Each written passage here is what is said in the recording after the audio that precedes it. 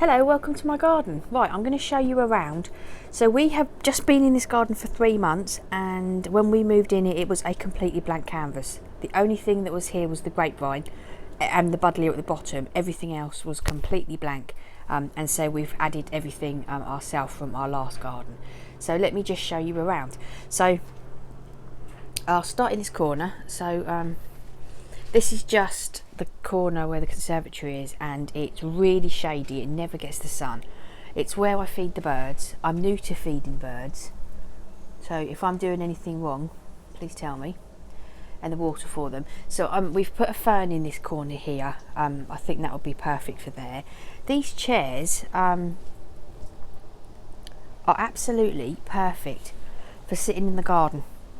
It hasn't broken, it's just the arm has come off, but it slots back on.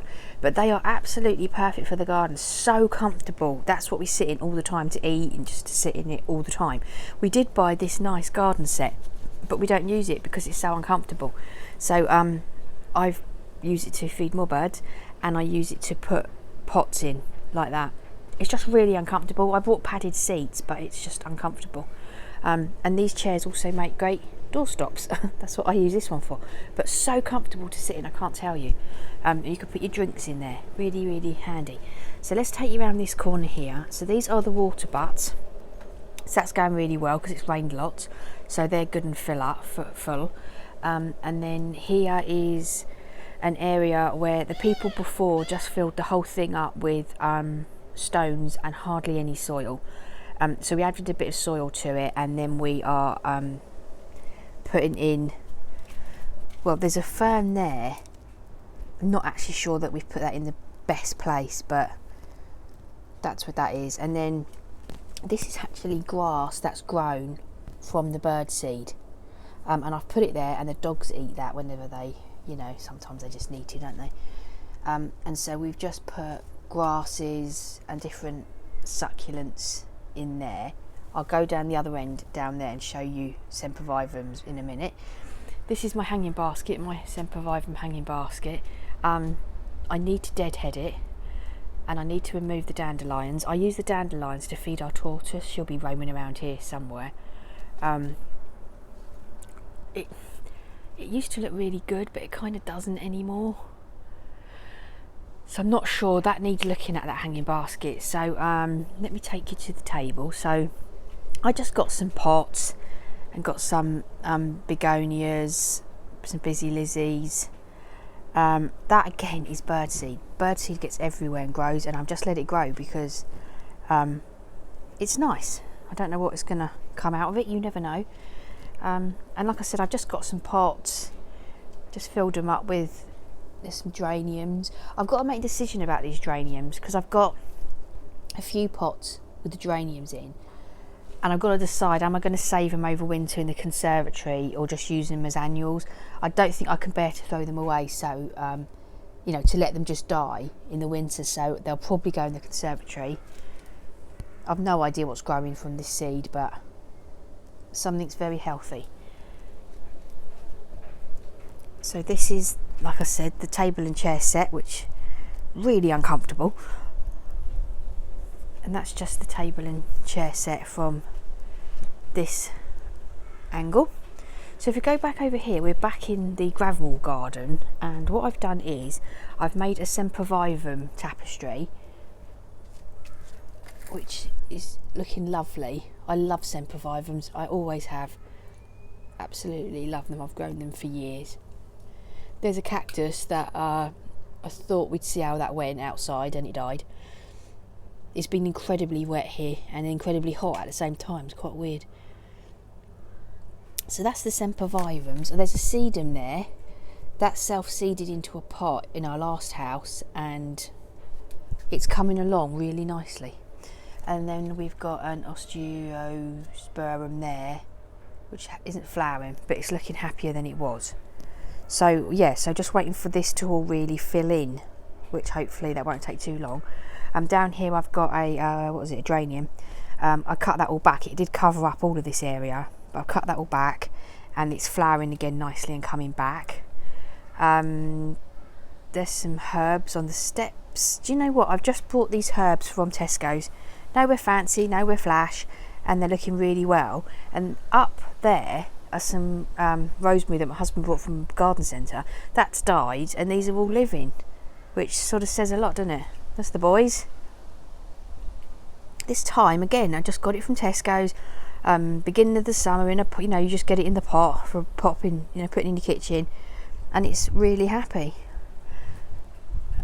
And then so if you go down this little area, now this is just really the bit we don't really see, we don't really go to much, and it's where we've got the barbecue, and I'm growing tomatoes and some bits and pieces, and then that's the conservatory there. The conservatory is where I grow all my cactus and succulents. I will come in here another day and go through this with you, because there's all sorts going on in there. We'll do that another day. So along here I've got 3 pots. These roses, I don't know if they're a new kind of rose or what, but I've never come across them before, and they're absolutely lovely. And I've got 2 pots with them, and then I've just got, and they're kind of like that you get like the really gorgeous bright bud, and then they flower like that. The flowers don't last long, but they kind of come quite quickly. And it's I think it's just a bush variety, if I remember rightly. I mean, it's doing quite well. I just got some petunias under there, not really doing a lot. Got some lobelia. I thought it was trailing and it wasn't. Probably not the best place for it really, but that's that. Pot of dandelions for the tortoise as always. Now, sweet peas. So I went to buy my sweet pea plants and I was too late, they didn't have any left. So the man said, I've got some seeds, you should be alright, put them in. I've put them in, they're not looking amazing, and there's no flowers, and we're now in the middle of August, so not actually too hopeful about that. Right, over here, tomatoes. I've got a lot of tomatoes. Normally when I get to this stage of growing tomatoes, it all goes wrong and I end up with them splitting and it's all wrong. Now I've learned that that is because I'm letting them get too dry and then too wet. So what I'm doing this year is I've only done 2 pots, and I've got buckets of water which I put in the shower with us in the morning, and then in the mornings I come and I put the bucket of water on the tomatoes, and that so far we seem to be going quite good. Although I have to say I've only got one in there going slightly red.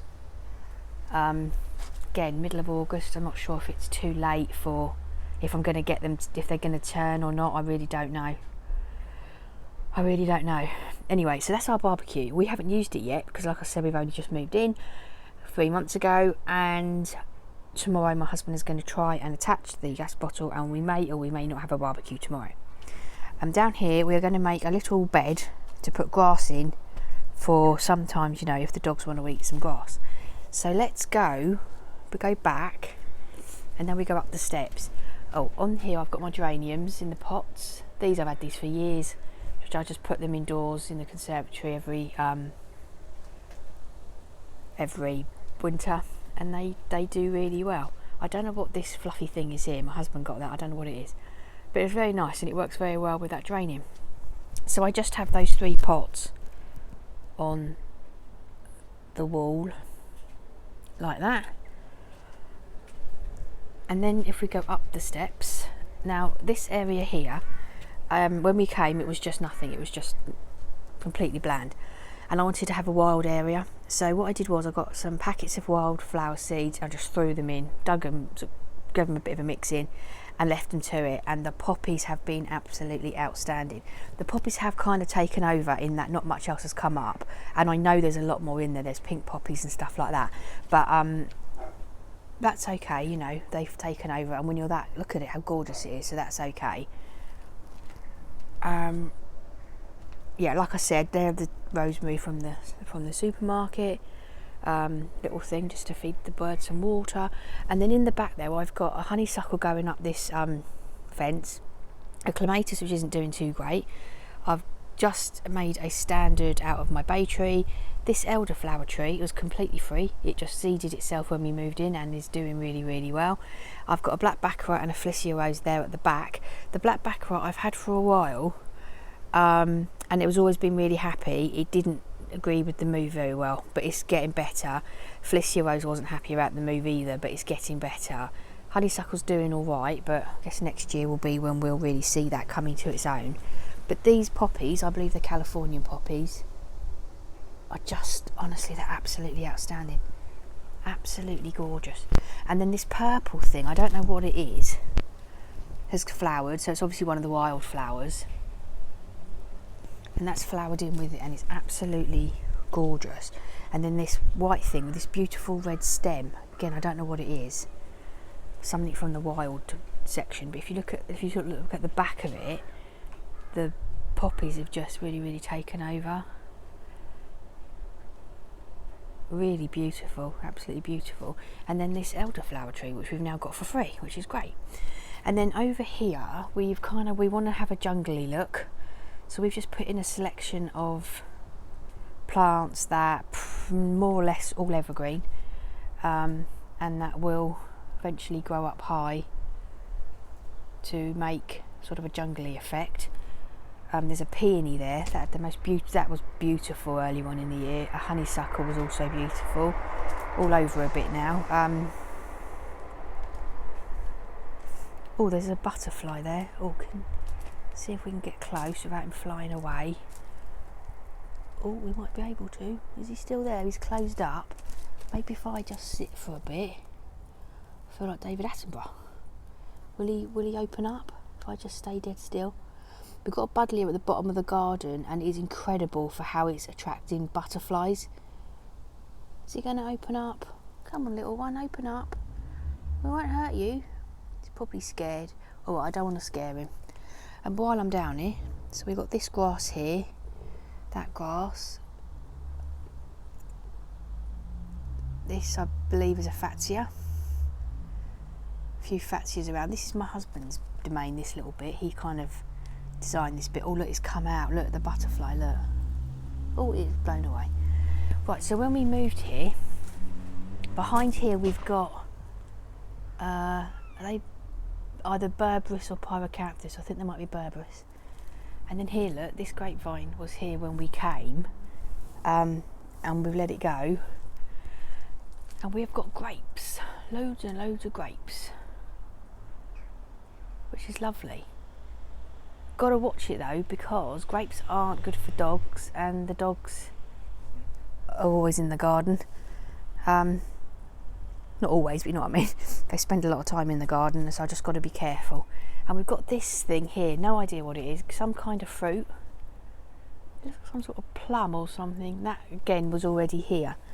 So that's that. So takes you back round here. Oh, there's that butterfly again. The buddleia bush has been absolutely full of butterflies. Full of them.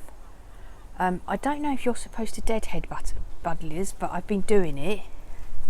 Is that a bee on there? Oh, yeah, the bees are loving it, and the butterflies. It's a shame, because sometimes there can be like 10 butterflies on here, and there's none. Not a single one now, which is quite odd, because normally it's absolutely full of them.